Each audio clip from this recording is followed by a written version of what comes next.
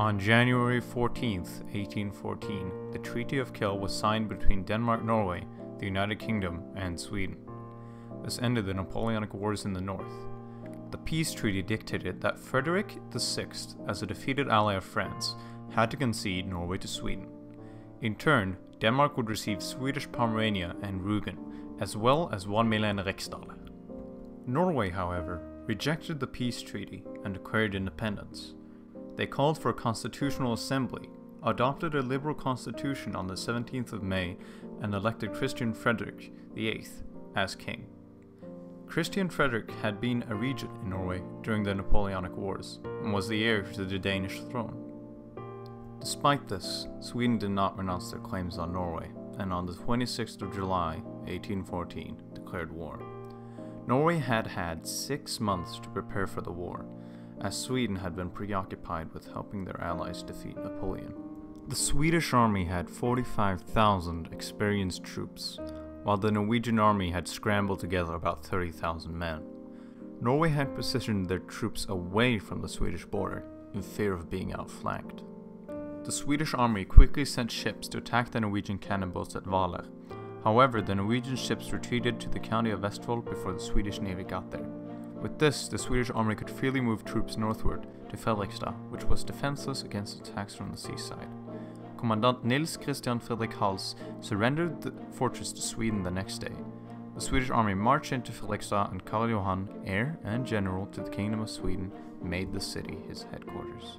Then the Swedish army moved north, detaching some troops to surround Fredrikstad fortress and moved the main force to attack the Norwegian army at Rakkestad, where Christian Frederick had his headquarters. The Swedish army had also sent troops to Kongsvinger to attack the Norwegian army there and do a pincer attack on the Norwegian army at Rakkestad.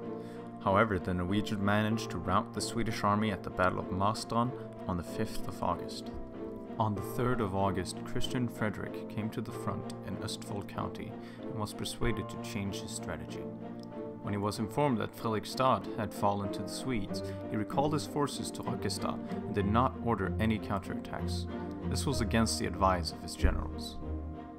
On the 6th of August, the Swedish army attacked the Norwegians at Rakkestad. The Norwegians were forced to retreat due to heavy losses. At this point, Christian Frederick realized the war was lost, and he knew he needed to sue for peace to avoid further bloodshed. He relocated his headquarters to Spydeberg. At Spydeberg, he received 2 important messages. The first was of the victory at Kongsvinger, and the second was a letter from Karl Johan that offered peace. The terms of the peace were as follows. Norway got to keep their constitution, however changes had to be made.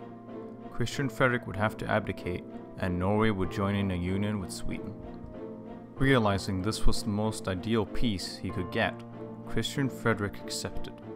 Due to the Norwegian successes in the war, Karl Johan had gained some respect for the Norwegians.